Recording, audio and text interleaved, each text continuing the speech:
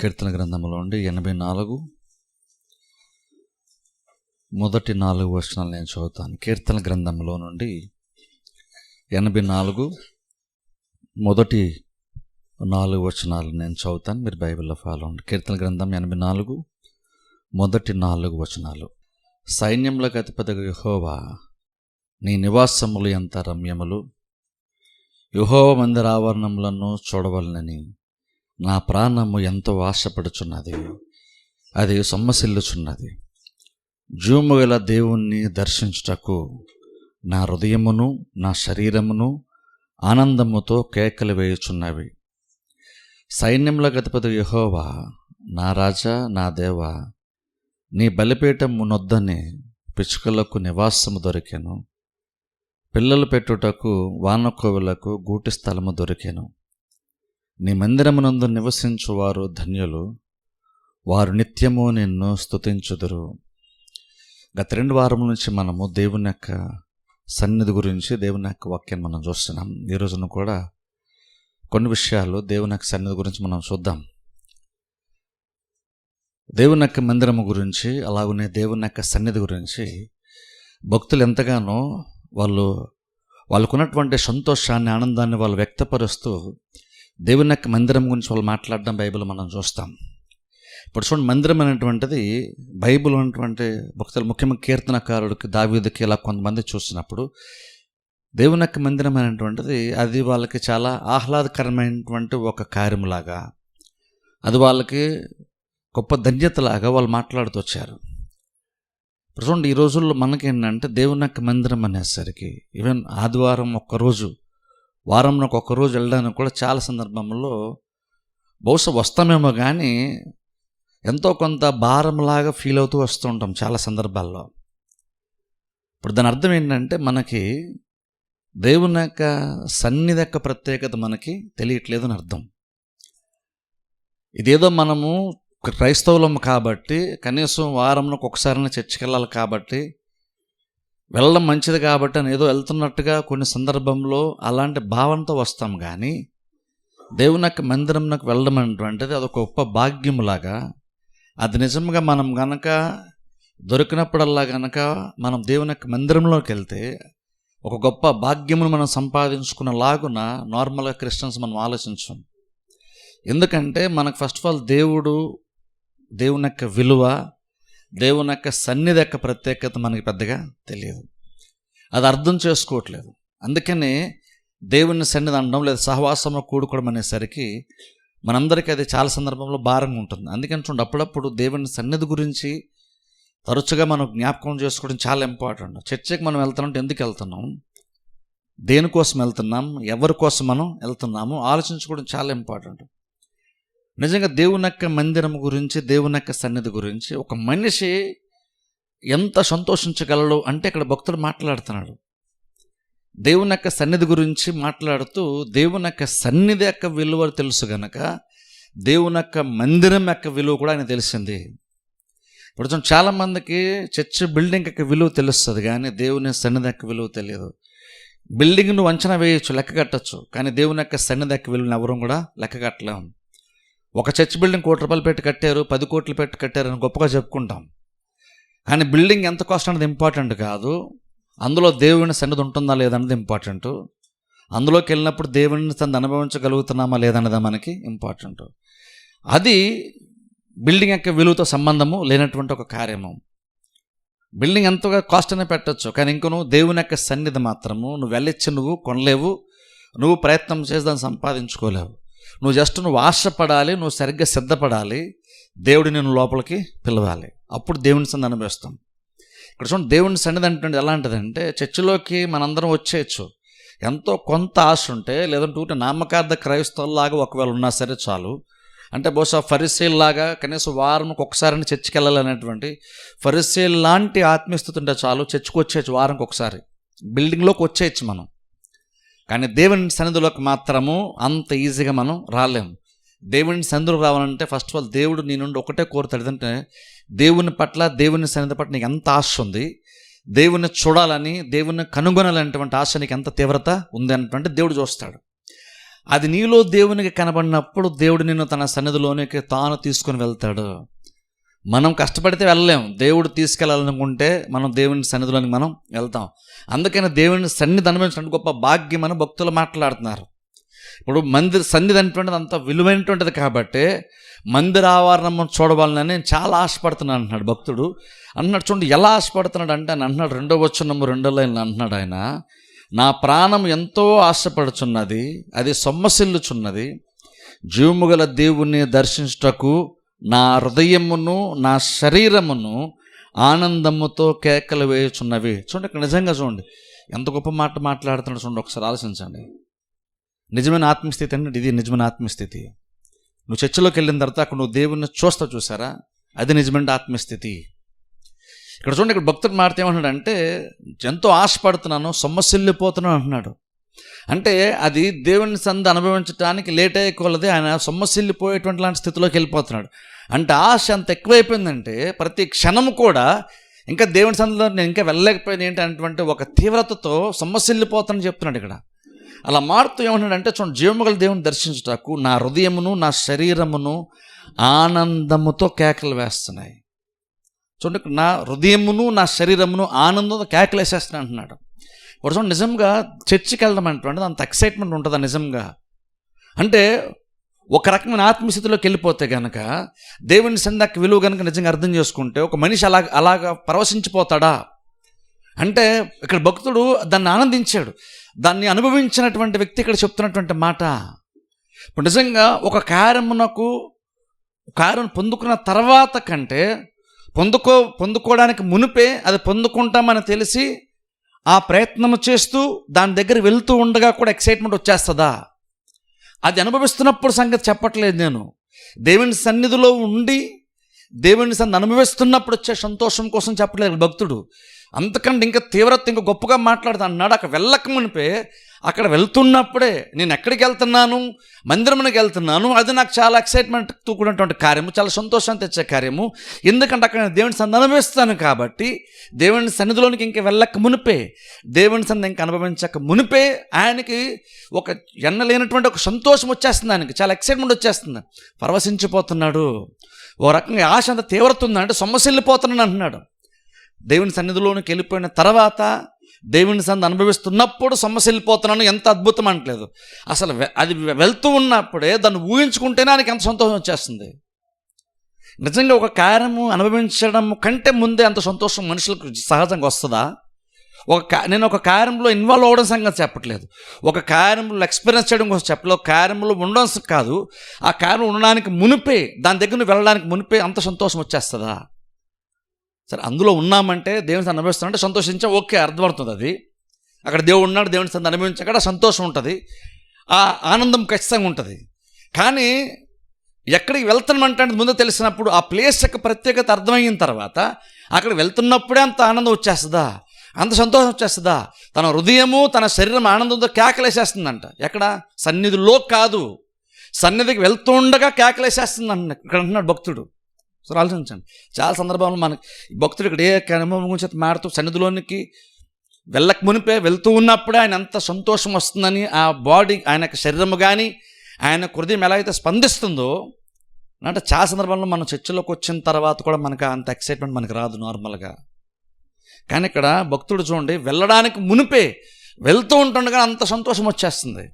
నిజంగా కార్యములు పొందుకున్నప్పుడు లేదా కార్యం అనుభవిస్తున్నప్పుడు కాకుండా పొందుకుంటాము అనేటువంటి తెలిసినప్పుడు అంత ఎక్సైట్మెంట్ సహజంగా మనుషులకు ఉంటుందా అంటే ఒకసారి లోకంకి వెళ్ళాం అనుకోండి, లోకంలో చూడండి ఖచ్చితంగా ఉంటుంది వాళ్ళకి ఈ ఎక్సైట్మెంట్. లోకంలో దొరుకుతుంది చాలామంది తెలుసా. ఫర్ ఎగ్జాంపుల్ చూడండి, ఇప్పుడు ఒక క్రికెట్ ఇంటర్నేషనల్ మ్యాచ్ అది అవుతుంది అనుకోండి, ఆ స్టేడియంకి వెళ్ళేటప్పుడు అందులో కనుక సపోజ్ ఇండియా పాకిస్తాన్ లాంటి కంట్రీస్ మ్యాచ్ అవుతుంది అనుకోండి, అది చాలా టఫ్గా ఉంటుంది, చాలా సీరియస్గా ఉంటుంది ఆ మ్యాచ్. అలాంటి మ్యాచ్లో వెళ్ళేటప్పుడు వాళ్ళు టికెట్స్ దొరికిన తర్వాత చాలా ఎక్సైట్మెంట్ ఫీల్ అయిపోతారు. వాళ్ళు క్రికెట్ ఆడుతున్నప్పుడు మ్యాచ్ జరుగుతున్నప్పుడు కాదు సంతోషం, వాళ్ళు టికెట్స్ తీసుకొని స్టేడియంలోనికి వెళ్ళి లైన్ కడతారు చూస్తారా, ఆ లైన్ కడతాప్పుడు కేకలు వేసేస్తారు తెలుసా, ఎంత గోల తెలుసా. మ్యాచ్ అవుతున్నప్పుడు కాదు, మ్యాచ్ మంచి తీవ్రత ఉన్నప్పుడు కాదు నేను చెప్పేది, లేదా ఇండియా మ్యాచ్ గెలుస్తున్నప్పుడు సంగతి చెప్పట్లేదు. ఆ మ్యాచ్కి వెళ్తున్నప్పుడు టికెట్లు దొరికినప్పుడు చాలా సంతోషించేస్తారు. ఇప్పుడు చూడండి కొన్నిసార్లు న్యూస్లో కూడా మనం చూస్తాం, ఈ మీడియా పర్సన్స్ ఎవరైనా వెళ్ళి వీడియో తెస్తే అప్పటికే వాళ్ళు కేకలు వేసేస్తుంటారు గట్టిగా. ఎందుకు అంత ఎక్సైట్మెంట్ ఎందుకు వాళ్ళకి అది మ్యాచ్ ఆడుతున్నప్పుడు కాదు, అది మ్యాచ్ వీక్షిస్తున్నప్పుడు కాదు, అంతకన్నా ముందే వాళ్ళకి వచ్చేస్తుంది.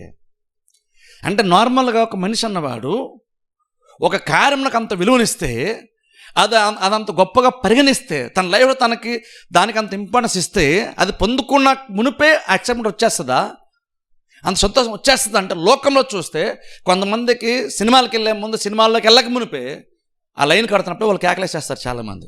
వాళ్ళకి అక్కడ ఎక్సెప్ట్ దొరికేస్తుంది, సినిమా చూస్తున్నప్పుడు కాదు ముందుగానే. అలాగే క్రికెట్ స్టేడియంలోకి వెళ్ళక మునిపే, క్రికెట్ మ్యాచ్ స్టార్ట్ అవ్వక మునిపే చాలామంది ఎక్సెప్ట్ వచ్చేస్తుంది.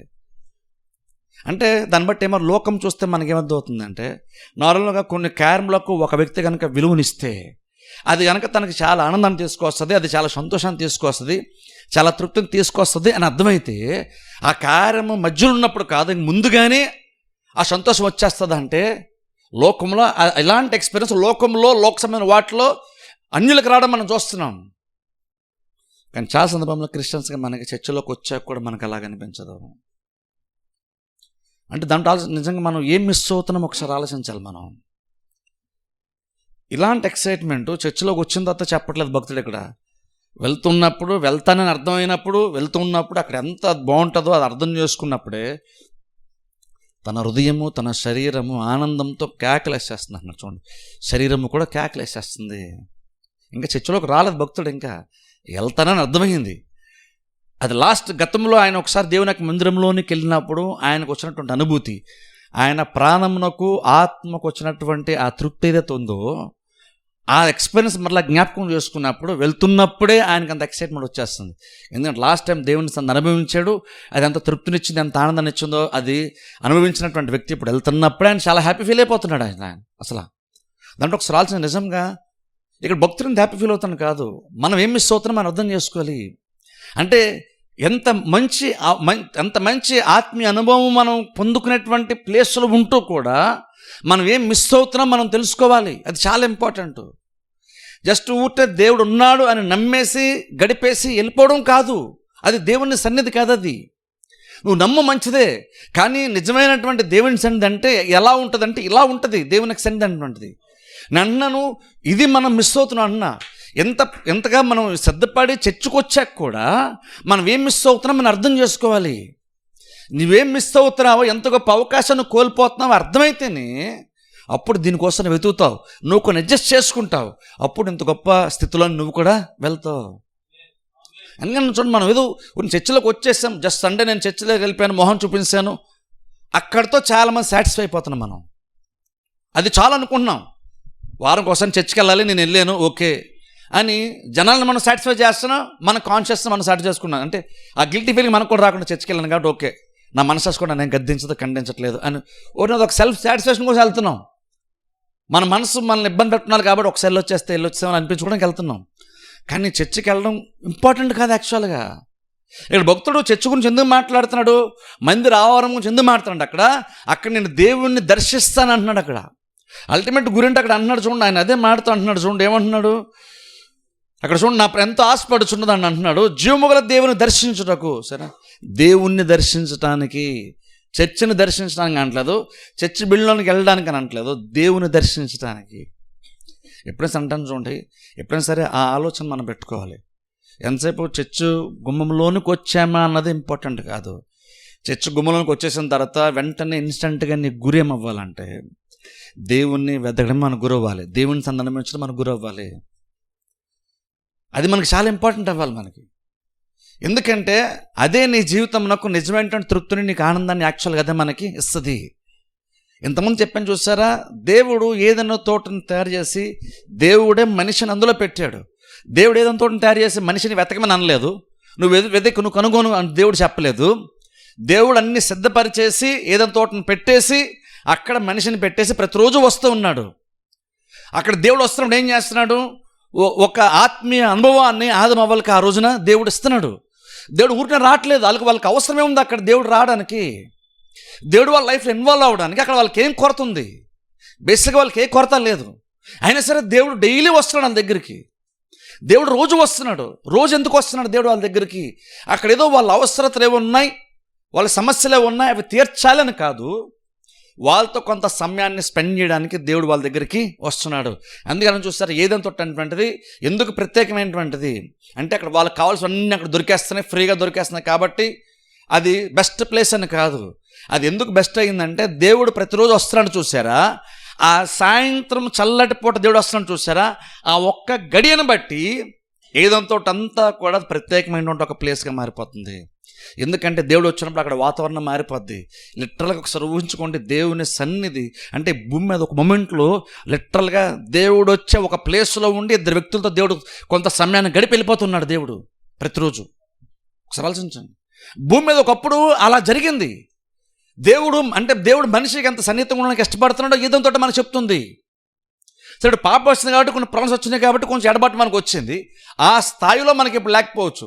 కానీ ఒరిజినల్గా దేవుని యొక్క ఇంటెన్షన్ ఏంటి, ఒరిజినల్గా అసలు దేవుని యొక్క ఉద్దేశం ఏంటి అంటే దేవుడు అంత సన్నిహితంగా మనుషులతో ఉండాలని, తాను ఉండడమే కాదు ఆ సన్నిహిత్యాన్ని మనిషికి కూడా అలాంటి అనుభవం ఇవ్వాలని దేవుడు అనుకుంటున్నాడు. అందుకనే ప్రతిసారి వచ్చాడు. ఆదాం అడగలేదు కదా, ఆదామని అడిగాడా? లేదు. కానీ దేవుడు రోజు రావడం వల్ల ఆదాముకి అది అలవాటు అయ్యింది, అవ్వకు అది ఆ రోజున అలవాటు అయ్యింది. కానీ ఎప్పుడు ఆ గ్యాప్ వచ్చింది అంటే పాపం వచ్చిన తర్వాత గ్యాప్ వచ్చింది. కానీ అంటే అర్థం ఏంటి, అప్పటి వరకు దేవుని సన్నిధిని వాళ్ళు చాలా దగ్గరికి వాళ్ళు అనుభవిస్తూ వచ్చారు. అందుకని ఏదైనా ఎందుకు ప్రత్యేకం అంటే ఆ ఏదైనాలో ఒక చోట దేవుడు ప్రతిసారి వచ్చి వాళ్ళతో కొంత సమయాన్ని గడుపుతున్నాడు. అలా దేవుని సన్నిధిని దేవునితో కొంత సమయంలో గడుపుతున్నప్పుడు ఆ స్థలం అంటే ఒక మంచి దైవికమైన వాతావరణంతో నింపబడుతుంది చూసారా, అది శ్రేష్టమైనటువంటి అనుభవము. దాన్ని బట్టి ఏదైనా చాలా చాలా ప్రత్యేకంగా మారింది. అయితే ఇప్పుడు దేవుడు అని ఇప్పటికి ఆలోచనలు దేవుడు అని మార్చుకున్నాడా? లేదు. ఇప్పుడు కూడా దేవుడు అంతే సన్నిహితంగా దేవుడు మెలగాలని మనుషులతో చూస్తూ ఉన్నాడు. అందుకనే భక్తుడు తరచుగా విశ్రాంతి దినాన్ని పాటించడానికి దేవుడు చెప్తున్నాడు. విశ్రాంతి దినం ఎందుకంటాం దీన్ని? మనం ఏం పని చేయము కాబట్టి విశ్రాంతి దినం అని కాదు, పనులు ఏమీ చేయకుండా ఉంటాం కాబట్టి విశ్రాంతి అన్నది కాదు. నువ్వు దేవునితో గడుపుతావు, దేవునితో గడపడం వల్ల వచ్చే విశ్రాంతిని బట్టి ఇది విశ్రాంతి దినం అయింది. గుర్తుపెట్టుకోండి. అంటే చూడండి, విశ్రాంతి దినం అంటే ఏంటి? పనులన్నీ మానేస్తే విశ్రాంతి దినం కాదు. నువ్వు పనులన్నీ మానేసావు కాబట్టి నువ్వు ఆత్మీయంగా దేవునితో గడిపామని అర్థమా? కాదు. విశ్రాంతి అంటే పనుల నుండి విశ్రాంతి కాదు. విశ్రాంతి అంటే అర్థం ఏంటంటే నువ్వు దేవుని దగ్గరకు వస్తావు చూసారా, ఆ విశ్రాంతిని ఎక్స్పీరియన్స్ చేస్తావు, దేవుని దగ్గర నుండి నువ్వు విశ్రాంతిని అనుభవిస్తావు. అందుకోసం అది విశ్రాంతి దినము. మిగిలినవన్నీ కూడా నువ్వు డ్యూటీ చేసుకోవడానికి టైము. కానీ నువ్వు ఆదివారం మాత్రం డ్యూటీకి వెళ్ళకుండా చర్చకు వస్తున్నావు. ఎందుకని? ఇక్కడ దేవుని దగ్గర నుంచి విశ్రాంతిని పొందుకోవడానికి వస్తున్నావు. నువ్వు పనులు మానేసావు కాబట్టి విశ్రాంతి దినంగా మారిపోయిందని కాదు. నువ్వు దేవుని దగ్గరకు వస్తావు, నా సన్నిధిలో విశ్రాంతి ఉంటుంది కాబట్టి ఆ విశ్రాంతి నువ్వు పొందుకుంటావు, ఆత్మ సేద తీరుతుంది. అందుకు ఇది విశ్రాంతి దినము. కానీ నువ్వు పనులు మానేస్తున్నావు కాబట్టి ఇది విశ్రాంతి దినం అని కాదు. అందుకే చూడండి, ఇప్పుడు యూదులు విశ్రాంతి దినాన్ని పాటించారా అంటే యూదులందరూ పాటించారు. కానీ పౌలు హెబ్రీ ఏం చెప్తాడు? వాళ్ళు దేవుని యొక్క విశ్రాంతిలో వాళ్ళు ప్రవేశించలేకపోయారు అంటాడు. యూదులందరూ విశ్రాంతిని ఖచ్చితంగా పాటిస్తారు, ఖచ్చితంగా. కానీ ఇంకో అన్నాడు వారు విశ్రాంతిలో ప్రవేశించలేకపోయారు. వాళ్ళు అన్నారంటే ఎంత పనే చేయాలి, ఎంతకుమించి ఎక్కువ పని చేస్తే అది విశ్రాంతి దినాన్ని ఆజ్ఞని మీరినట్టు అయిపోద్ది, ఇక్కడ ఎంత పనే చేయాలి. అందుకని యేసుక్రీస్తు విశ్రాంతి దినాన్ని స్వస్థపరుస్తుంది. సరే, వాళ్ళ కోపం వచ్చేసింది. ఎందుకని అది కూడా పెద్ద పనిలాగా వాళ్ళు ఫీల్ అయిపోయారు. విశ్రాంతి అంటే పనులు మానేస్తే విశ్రాంతి అనుకుంటున్నారు. పనులు మానేస్తే విశ్రాంతి కాదు. నువ్వు ఆ టైంలో నువ్వు దేవుని దగ్గరకు వచ్చి నువ్వు దేవుని దర్శిస్తే, నువ్వు దేవుని దర్శించిన బట్టే విశ్రాంతి. అది మన గోల్ అవ్వాలి. నువ్వు పనులు మానేసావు కాబట్టి నేను విశ్రాంతి దినాన్ని పాటించాను కాదు. నువ్వు సండే విశ్రాంతి దినం, కానీ నువ్వు దేవుని దర్శించావా? అది ఇంపార్టెంట్ మనకి. మన గురి అది అవ్వాలి. ఊరినే చర్చకు వచ్చాం కాబట్టి విశ్రాంతి దినం పాటించామని కాదు. నువ్వు దేవుని దర్శించాలి, దేవుని యొక్క విశ్రాంతిలోనికి నువ్వు వెళ్ళాలి. యూదులు అందుకనే హెబ్రీ పత్రికలో పౌలు అంటున్నాడు, వాళ్ళు దేవుని యొక్క విశ్రాంతిలో వాళ్ళు ప్రవేశించలేకపోయారని పౌలు అందుకే చెప్తున్నాడు హెబ్రీ పత్రికలో. అంటే అర్థం ఏంటి? విశ్రాంతి దినం ఎందుకైందంటే ఇక్కడికి వచ్చినప్పుడు దేవుడు నీకు ఆత్మకు విశ్రాంతిని దేవుడు ఇస్తాడు. అది ఒకప్పుడు ఏదైనా తోటలో ఆదాము అవ్వలకి దొరికింది. అది ప్రతిరోజు సాయంకాలం వేళ దేవుడు వచ్చి ఆ విశ్రాంతిని వాళ్ళకి ఇచ్చాడు. ఆ దేవునితో మాత్రం వాళ్ళు టైం స్పెండ్ చేస్తూ వచ్చారు. తర్వాత దేవుడు వారంలో కోసం ఖచ్చితంగా మీరు పాటిస్తున్నాడు. ఎందుకని? అది నీకు ఉంటే నీ లైఫ్ బాగుంటుంది. ఆ విశ్రాంతి అటువంటిది నీకు జీవమును సమృద్ధిగా మారుస్తుంది. ఆ విశ్రాంతి అటువంటిది నీ ప్రాణాన్ని బలపరిచే కార్యము. అందుకనే దేవుని సన్నిధి అంటే వాతావరణంలోనికి ప్రతి విశ్వాసి ప్రవేశించడం చాలా ఇంపార్టెంట్. ఇప్పుడు చూడండి, దేవుడు జంతువులు చేశాడు, ఆకాశ పక్షులు చేశాడు. ఆకాశ పక్షులకేమో ఆకాశం ఉంది, అందుకే ఆకాశ పక్షులు అంటాం. అవి అలాగే చేపలేమో బ్రతకడానికి దేవుడు నీళ్ళనిచ్చాడు. ఆ వాతావరణం అది బాగా బతుకుతుంది. మనిషికి ఏమి ఇచ్చాడు? ఏదైనా తోట, మనిషికి ఏదైనా తోట దేవుడు ఇచ్చాడు. ఎందుకంటే అక్కడ దేవుడు వస్తాడు, అక్కడ దేవుడు కొంత సమయం స్పెండ్ చేస్తాడు. దానివల్ల వాళ్ళ జీవితాలు బెటర్గా మారుతాయి. నీళ్ళల్లో చేప యొక్క జీవితము బెటర్గా మారుతుంది. ఇంకో రకంగా చెప్పాలంటే చేపకి ప్రాణం పోసేది, చేపకి జీవం ఇచ్చేది, ఆశనిచ్చేది నీళ్ళు. అందుకే అందులోంచి బయటకు వచ్చేస్తే దాని పని అయిపోతుంది, గ్రాడ్యువల్గా చచ్చిపోతుంది అది. అంటే అర్థం ఏంటో రకంగా చెప్పాలంటే దానికి చేపకు ప్రాణం ఎక్కడుంది? బేసిక్గా నీళ్ళల్లో ప్రాణం ఉంది. నీళ్ళు అనేటువంటివి దానికి ఒక రకంగా ప్రాణం పోస్తూ ఉంది అలాగా కంటిన్యూల్గా. ఎప్పుడైతే ఆ సపరేషన్ వచ్చిందో, నీళ్ళని బయటకు వస్తుందో, సపరేట్ అయిపోయినప్పుడు దానికి రావాల్సిన జీవము చేపక రావట్లేదు, చచ్చిపోవడం ప్రారంభిస్తుంది. ఎగ్జాక్ట్ అలాగే విశ్రాంతి దినం కూడా ఎగ్జాక్ట్ అంతే. మనకి విశ్రాంతి దినాన్ని కనుక నువ్వు పాటించకపోతే, అంటే నువ్వు దేవుని సన్నిధిలోనికి వెళ్ళేటువంటి అది కనుక నువ్వు మిస్ అయితే కనుక బహుశా నువ్వు బయటకు అన్నీ బాగానే చేసేస్తావు, బయటకంతా బాగానే కనబడుతుంది, కానీ యాక్చువల్ లోపల మాత్రం నువ్వు చచ్చిపోతూనే ఉన్నావు. నీకు దేవుని దగ్గర రావడం వల్ల రావాల్సిన విశ్రాంతి నీకు యాక్చువల్గా రాదు. అందుకని విశ్రాంతి అంటే చర్చలోకి వచ్చేసాం కాబట్టి నేను విశ్రాంతి నన్ను పాటించాను అనుకుని పొరపాటు పడకండి. అందుకే విశ్రాంతి అంటే దినములకు సంబంధించింది కాదు, దేవునికి సంబంధించింది, దేవునితో సహవాసమును సంబంధించింది. అందుకే మనకి విశ్రాంతి దినం మొదటి రోజు 7వ రోజు అది ఇంపార్టెంట్ అవ్వదు. మనకి నువ్వు దేవునితో గడిపలేదన్నది ఇంపార్టెంట్. ఎందుకంటే విశ్రాంతి అంటే రోజుకు సంబంధించింది కాదు, విశ్రాంతి అంటే దేవునికి సంబంధించింది. అందుకనే పౌలు అన్నాడు ఎబ్రిపత్రికలో, వాళ్ళు దేవుని యొక్క విశ్రాంతిలో వాళ్ళు ప్రవేశించలేకపోయారు అన్నాడు. ఈ వారంకి ఒక రోజు ఉంది కదా, విశ్రాంతిలో ప్రవేశించలేకపోయారంటే వాళ్ళు శనివారంలోకి వెళ్ళలేకపోయారని అర్థమా? వారంలో ఒక రోజు 7 రోజు చెప్తున్నా, ఆ రోజులోకి వాళ్ళు ప్రవేశించలేకపోయిన అర్థమా? కాదు. వాళ్ళు చాలా శనివారాల్లో వాళ్ళు 7 రోజులు చాలా అనుభవించారు, కానీ ఇంకను 7వ రోజును వాళ్ళు పాటించారేమో, కానీ విశ్రాంతిలోనికి మాత్రం వాళ్ళు రాలేదని పౌలు చెప్తున్నాడు మనకి. అంటే అర్థం ఏంటంటే విశ్రాంతిని ఎందుకు మనం పాటించాలి అంటే, ఇది విశ్రాంతిని చర్చలోకి రావడానికి కాదు, ఇది దేవునితో సహవాసము చేయడానికి. ఆ సహవాసములో నీకు విశ్రాంతి దొరుకుతుంది, నీ ప్రాణమునకు నెమ్మది దొరుకుతుంది. తెలుసా, చాలా సందర్భాలు మనం ఏంటంటే ఈ లోక సంబంధం అనుకున్నటువంటి చాలా ప్రెజర్స్ ఏవైతే ఉన్నాయో, ఆ ప్రెజర్స్ అన్నిటిని తట్టుకొని నిలవబడ్డానికి అవసరమైనటువంటి విశ్రాంతి దేవుడు మనకిస్తాడు. తెలుసా, కాకపోతే మనం చర్చిలోకి వస్తున్నాం కానీ దేవుని సందర్భం రావట్లేదు. కానీ అనుకుంటే నేను దేవుని దగ్గరికి వెళ్తున్నాను, కానీ ఇంకా నాకు ప్రెజర్స్ అన్నీ అలాగే ఉంటున్నాయి, నాకేంటి నెమ్మది లేదు, నాకేంటి ఇలాగ ఉంది, నాకేంటి ఇంకా ఇబ్బందులు, దేవుడు తీర్చట్లేదండి అనుకుంటాం. నువ్వు దేవుని దగ్గరికి నువ్వు రావట్లేదు, నువ్వు చర్చిలోకి మాత్రం నువ్వు వస్తున్నావు. కానీ నువ్వు దేవుని దగ్గరికి వస్తే దేవుడు విశ్రాంతిని మనకి ఇస్తాడు. అలాంటి తృప్తి ఉంటుంది కాబట్టి, దేవుని దగ్గర నుండి ఒక రకమైనటువంటి ఆత్మీయ సంతృప్తి ఉంటుంది కాబట్టి భక్తుడు ఇలాగ మాట్లాడుతున్నాడు. అందుకే మనకు అది చాలా ఇంపార్టెంట్. తెలుసా, విశ్రాంతి మనకు చాలా ఇంపార్టెంట్, దేవునితో సన్నిహిత్యం మనకు అందుకని చాలా ఇంపార్టెంట్. ఇప్పుడు చూడండి, ఒక మూమెంట్లో చూడండి, ఏలియా కూడా చూడండి, బాగా ఆ బయలుదేర ప్రవక్తలను చంపేసి అంతా చాలా ప్రెషర్ తీసుకున్నాడు. ఆ టైంలో చాలా ఒత్తిడికి గురయ్యాడు, చచ్చిపోతే బాగున్నటువంటి ఒక ఆలోచనతో కూడా ఉన్న టైంలో దేవుడు దర్శించాడు. ఓ టైంలో అన్నాడు, నువ్వు పలానా చోటుకి వెళ్ళు, అక్కడ నేను దర్శిస్తాను దేవుడు చెప్పాడు. ఆడికి వెళ్ళాడు. ఫస్ట్ బైబిల్ మనం చూస్తే అంటే భయంకరమైన గాలి వచ్చిందంట, సుడిగాలి. అక్కడ ఏమి లేదని బైబిల్ మనం చూస్తాం, దేవుడు అందులో ప్రత్యక్షం కాలేదని, అందులో దేవుడు లేడని చూస్తాం. తర్వాత భూకంపం లాంటి ఒక స్థితి వచ్చింది, అందులో కూడా దేవుడు లేడని చూస్తాం. కానీ తర్వాత మెల్లని స్వరము అంటే ఏంటి? అక్కడ బేసిక్గా దేవుడు ఏం ప్రూవ్ చేసే ప్రయత్నం చేశాడు? తన బలాన్ని చూపించే ప్రయత్నం చేయలేదు. మెల్లని స్వరంతో దేవుడు మాట్లాడి ఏలియాతో సాన్నిహిత్యాన్ని చూపించే ప్రయత్నం దేవుడు చేశాడు. అక్కడ దేవుడు బల ప్రదర్శన చేయలేదు. అక్కడ మనం ఏమనుకుంటామంటే, అలా దేవుడు కనుక మాట్లాడితే అలా భూమి కంపించిపోతే బలం ఉంటుందని అనుకుంటాం. భూమి కంపించింది, అలాగనే సుడిగాలు వచ్చింది, కానీ అక్కడ దేవుడు అందులో లేడని స్పెసిఫిక్ బైబిల్ చూస్తాం. ఎందుకంటే ఏలియా బోస్ అందులో ఎక్స్పెక్ట్ చేస్తున్నా, భూమి కంపించింది, ఇప్పుడు దేవుడు మాడతాడు ఖచ్చితంగా అనుకున్నాడేమో. దేవుడు వచ్చే ముందు ఎఫెక్ట్స్ ఎలా కదా ఉంటాయి అనుకున్నాడేమో, కానీ అందులో దేవుడు లేడు. తర్వాత గాలి వచ్చింది, అందులో కూడా దేవుడు లేడు. అదంతా సెట్ అయిపోయి హడావుడంతా పోయిన తర్వాత మెల్లని స్వరంతో దేవుడు మాట్లాడాడు. చూడండి, నంటను అది ఆ మెల్లని స్వరం ఏం ప్రూవ్ చేస్తుంది అంటే, దేవుడు అంత దగ్గరగా ఉండి ఏలియాతో సన్నిహితంగా దేవుడు క్లోజ్గా ఉండి మెల్లని స్వరంతో మాట్లాడాడు. అంటే దేవుడు ఏలియా దగ్గరగా జరిగి ఏలియాతో దేవుడు మెల్లగా మాట్లాడాడు.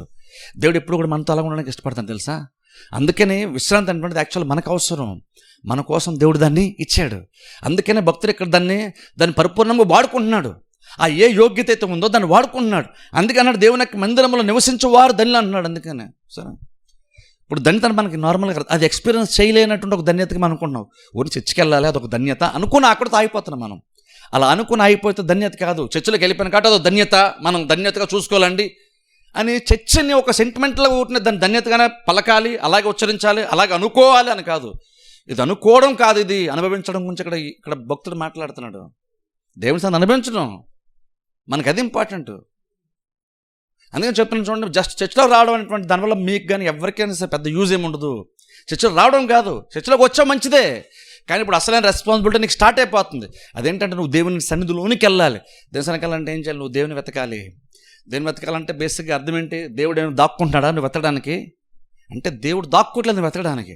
బేసిక్గా అర్థం ఏంటంటే దేవుడు నీకు ఆ ఆత్మీయ అనుభవాన్ని ఇవ్వడానికి అనుకూలంగా నువ్వు మారాలి. దేవుని దగ్గరకు వచ్చినప్పుడు ఫస్ట్లో చెప్పాను చూసారా, రాజు దగ్గరికి వెళ్ళినప్పుడు నార్మల్గా ప్రజలు ఎలా వెళ్తారు?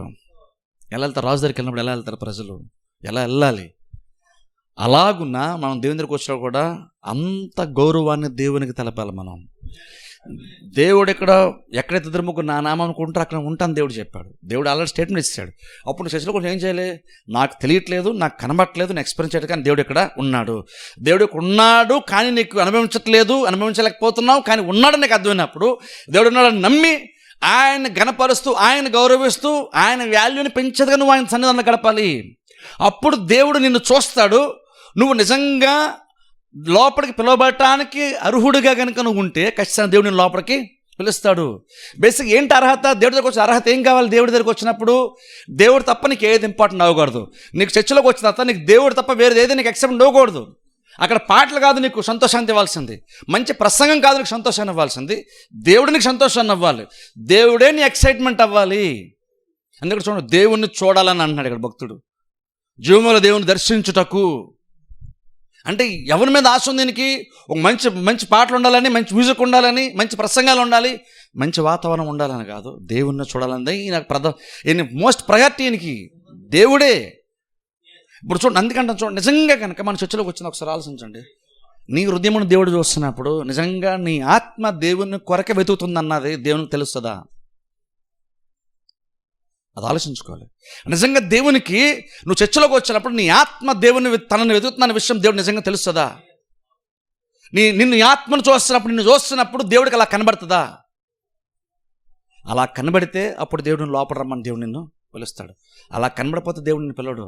అందుకని చూడండి, పాటలు పాడడం మన గురి కాదు, దేవుని స్తుతించడం మన గురి, దేవుని ఆరాధించడం మన గురి, చర్చిలోకి రావడం మాత్రం మన గురి కాదు, దేవుని సన్నిధిని ఎక్స్పీరియన్స్ చేయడం మన గురి. అంటే అర్థం ఏంటి? ఇప్పుడు నువ్వు ఇక్కడికి వచ్చిన తర్వాత అన్నిటికంటే ముఖ్యంగా ఏమైపోవాలి తెలుసా? దేవుడు నీకు ఫస్ట్ ప్రయారిటీ అయిపోవాలి.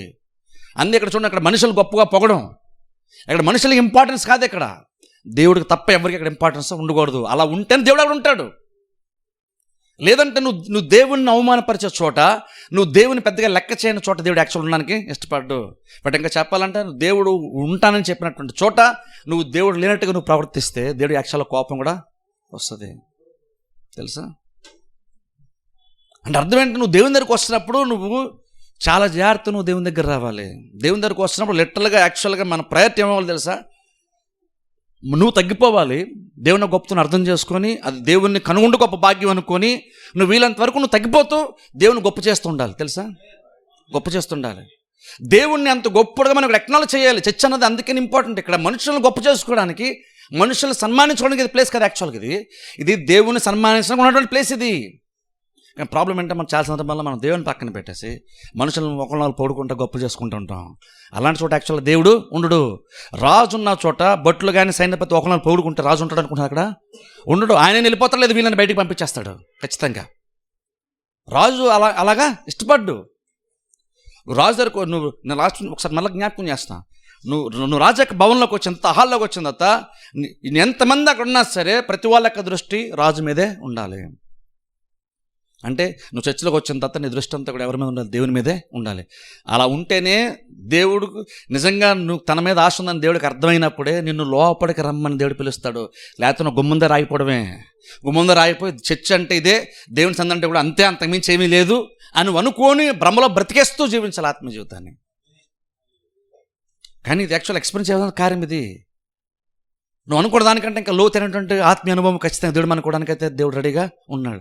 కాకపోతే నువ్వు రెడీగా ఉన్నావు అనేది ఇంపార్టెంట్. ఇక్కడ ఏంటంటే నువ్వు రాజు సమస్యలోకి వచ్చినప్పుడు నీకు ఆయన ఇంపార్టెంట్ అవ్వాలి, ఆయన గణపరచ నీకు ఇంపార్టెంట్ అవ్వాలి. ఒకసారి బైబిల్లో చూడండి, సామెతలో మాట ఉంది, ఒకసారి చూపిస్తాను చూడండి. సామెతలు 25 అధ్యాయము సామెతలు 25 6వ వచనం చదువుతాను చూడండి. సామెతల గ్రంథము 25వ అధ్యాయము 6వ వచనము నేను చదువుతాను, మీరు బైబిల్ ఫాలో చూడండి. రాజు చూడండి, సామెతలు 25 6వ వచనం. రాజు ఎదుట డంబము చూపకము, గొప్పవారున్న చోట నిలువకము. గమనించండి, ఇక్కడ చూడండి, రాజు ఎదుట డంబము చూపకము. బేసిక్ చూడండి, అక్కడ రాజు గురించి మాట్లాడుతున్నాడు, కొంచెం జ్ఞాన సంబంధంగా చెప్తున్నాడు కొన్ని విషయాలు. కానీ నేను చెప్తున్నాను చూడండి, మనం దేవుని పెట్టుకుందాం, రాజు ప్లేస్లో దేవుని పెట్టుకుందాం. రాజు దగ్గరికి వెళ్ళిన బేసిక్గా ఎలా ఉండాలంటున్నానంటే, నువ్వు రాజు దగ్గరికి వెళ్ళినప్పుడు నువ్వు డంబమ్మగా నువ్వు ప్రవర్తించొద్దు.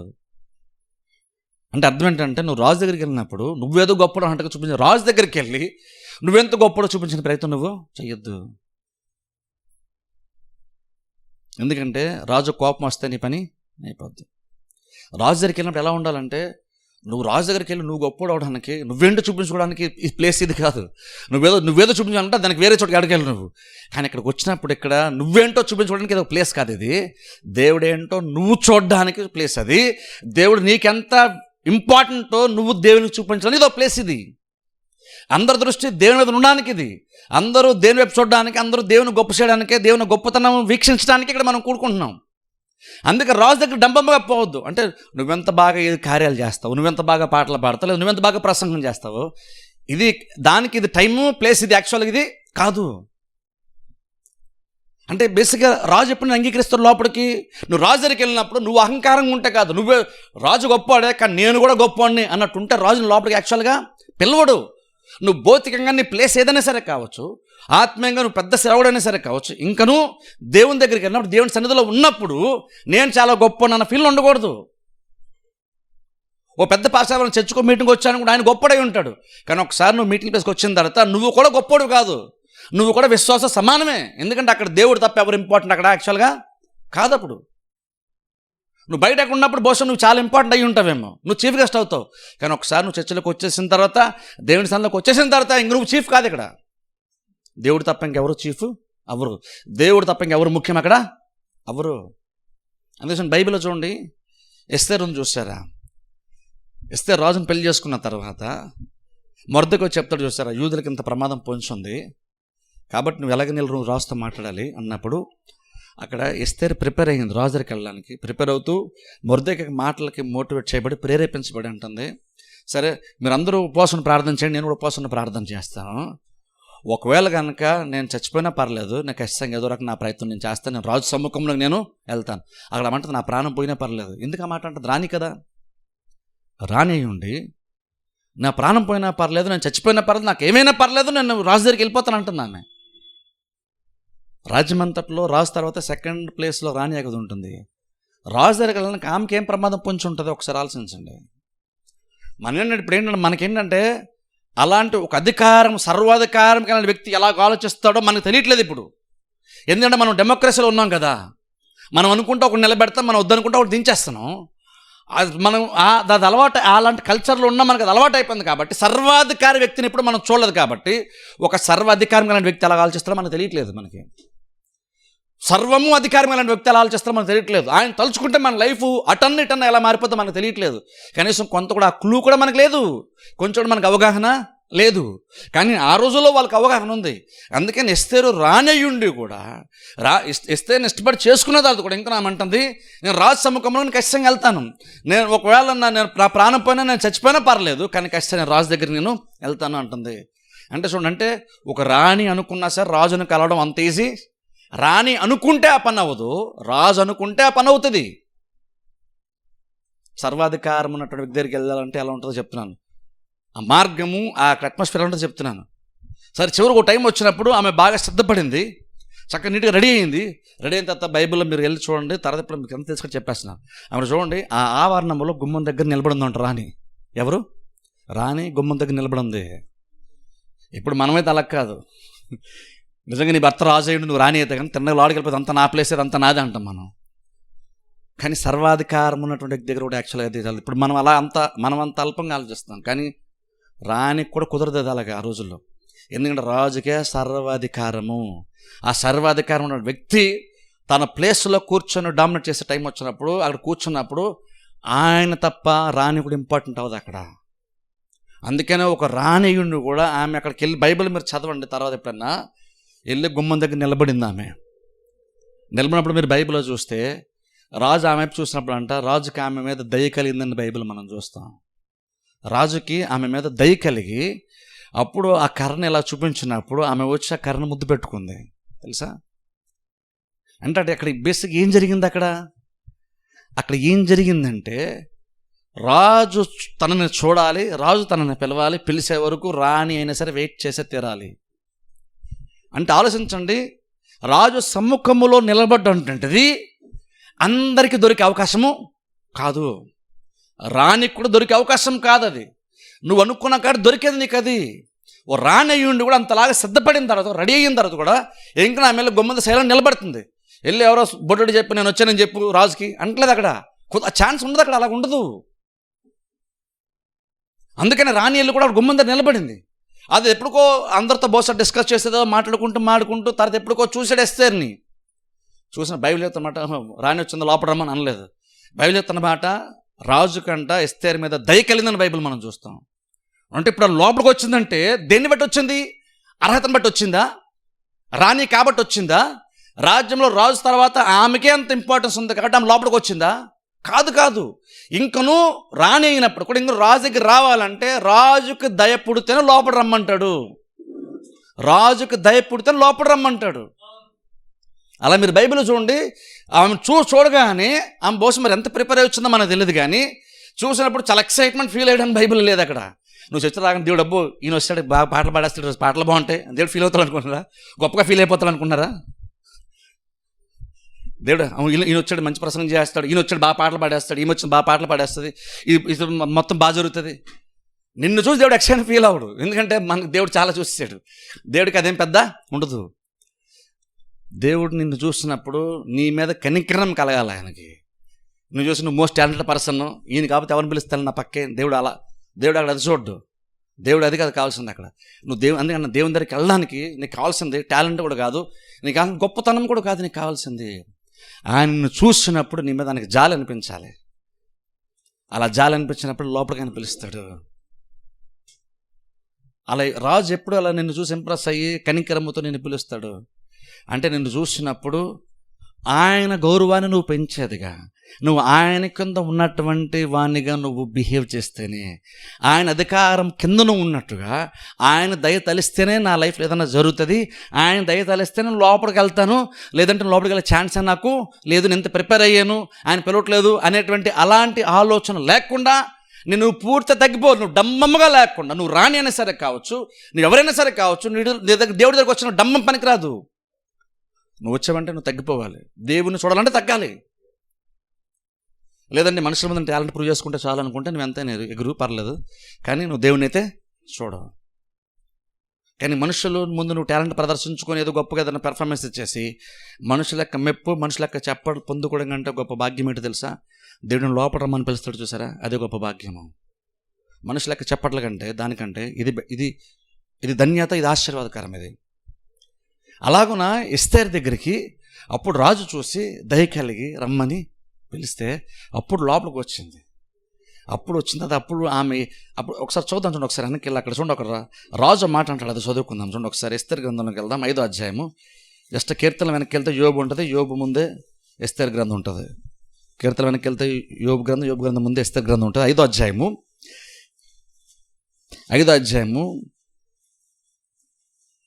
3వ వచనం చదువుతాను, లేదా 2వ వచనం చదువుతాను ఒకసారి. రాణి అయిన ఎస్తేరు ఆవరణంలో నిలబడి ఉండుట రాజు చూడగా ఆమె యందు అతనికి దయ పుట్టెను. రాజు తన చేతిలో నుండి బంగారపు దండమును ఎస్తేరు తట్టు చాపగా ఎస్తేరు దగ్గరికి వచ్చి దండం యొక్క కొన ముట్టెను. రాజు రాణి అయిన ఎస్తేరు, నీకేమి కావలెను, నీ మనవి ఏమిటి, రాజ్యములో సగం మట్టుకు నీకు అనుగ్రహించదనని ఆమెతో చెప్పగా. గమనించండి, నిజంగా చూడండి దేవుడు ఎలా ఉంటాడో ఒకసారి ఆలోచించండి. ఇక్కడ ఒక రాజు ఎలా ఉన్నాడంటే, రాణి అక్కడ దీనంగా వెయిట్ చేస్తుంది. రాజు చూశాడు, చూసిన తర్వాత దయ కలిగింది, రాణి చూడండి దయ కలిగి లోపల రమ్మని పిలిచాడు. పిలవగానే వెంటనే ఏమంటే తెలుసా, నీకేం కావాలి అని అడిగిన తర్వాత ఏం కావాలో చెప్పు అనట్లేదు, నీకేం కావాలి అని అంటూనే నీకు సగం రాజ్యం కావాలని ఇచ్చేస్తాను. ఒకసారి ఆలోచించండి. ఒక రాజు ఏమన్నాడు తెలుసా, రాణితో అంటున్నాడు, నీకేం కావాలని అడిగిన తర్వాత ఏం చెప్తుందని వెయిట్ చేయడం కూడా అంటలేదు. వెయిట్ చేయకుండా ఇంకను ఈయన ఏం చేయడం కూడా రెడీ అయిపోయి ముందే చెప్పేస్తున్నాడు. అసలు ఆమెకి ఏం కావాలో ఆమె చెప్పక మునిపే ఈయన ఎంతైనా చేసాను రెడీ అయిపోతాడు చెప్తున్నాడు.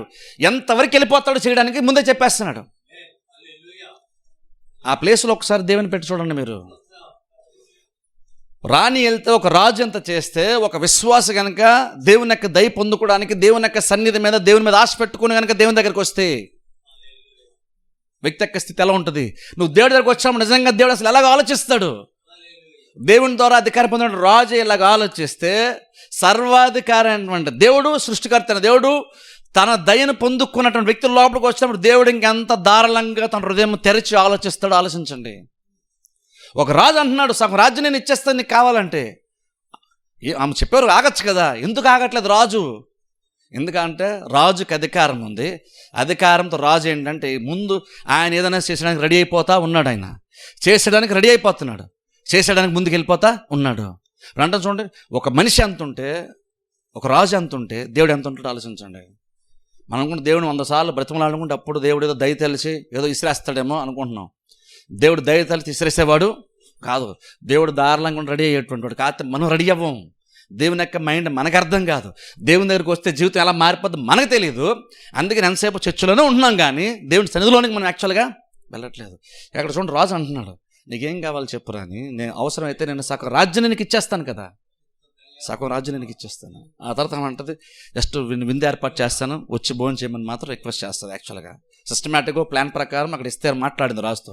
కానీ చూడండి, ఒకసారి చూడండి, రాణి అయినా సరే రాజు సమున్నకం వెళ్ళడానికి ఎంతలాగా ఆమె సిద్ధపడాలి, ఎంతలాగా వెయిట్ చేయాలి. అలా వెయిట్ చేస్తున్నప్పుడు అటు ఇటు దిక్కులు చూస్తే అవుతుంది అనుకుంటున్నారు మీరు? సరే నేను దేవుని సందర్భంగా వెయిట్ చేస్తానండి అని అటు ఇటు చూస్తా, లేదా ఫోన్ చూస్తా, లేదా ఇంకేదో చేస్తా, ఆన్లైన్ చూస్తా ఉంటే దేవుడిని లోడ్ పిలుస్తాడు మీరు అనుకుంటున్నారా? పిలవడు. దేవుడు ఎప్పుడు పిలుస్తాడు తెలుసా? నువ్వు ఒక్కసారి గుమ్మలోనికి వచ్చిన తర్వాత నీ మనస్సు, నీ ఆత్మ అంతా కూడా ఆయన మీద నీ మైండ్ పెట్టుకుంటేనే, మొత్తం అటెన్షన్ అంతా ఆయన మీద ఉంటేనే, ఆయన ఒక పిలిస్తే నేను వెళ్ళాలి, నేను స్పందించాలి కాబట్టి అని ఆయన మీద మాత్రం మైండ్ పెట్టుకొని ఉంటే అప్పుడు మొమెంట్లో రాజు నిన్ను చూస్తాడు, దేవుడు నిన్ను చూస్తాడు, నిన్ను లోపల రమ్మని దేవుడు పిలుస్తాడు, తన సన్నిధిలోనికి నిన్ను దేవుడు ఆహ్వానిస్తాడు.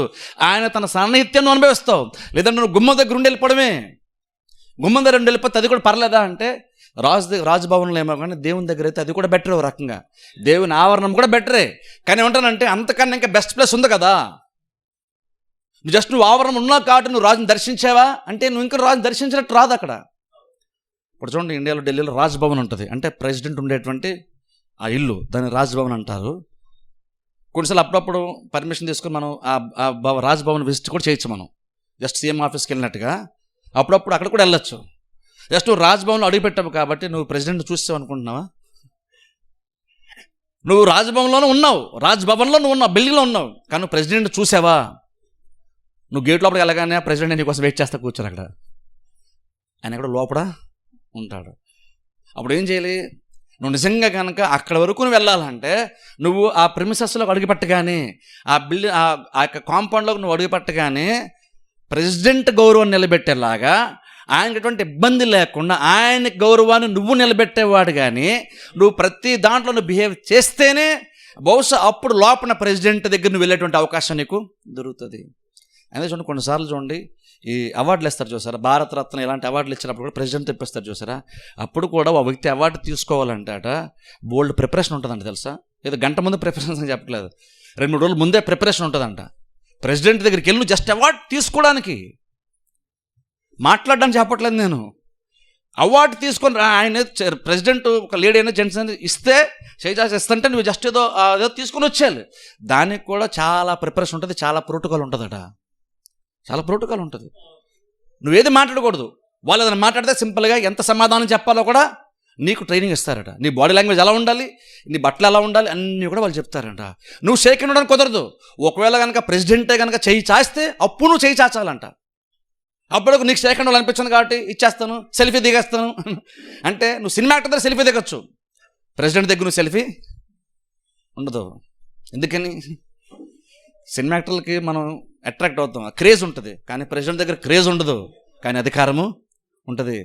ఆ సినిమా యాక్టర్ దిగే సెల్ఫీ కంటే ప్రైమ్ మినిస్టర్ దగ్గరికి వెళ్ళి జస్ట్ నువ్వు ఆయన చూడడం, ఆయన చూస్తేనే అది గొప్ప భాగ్యం తెలుసా?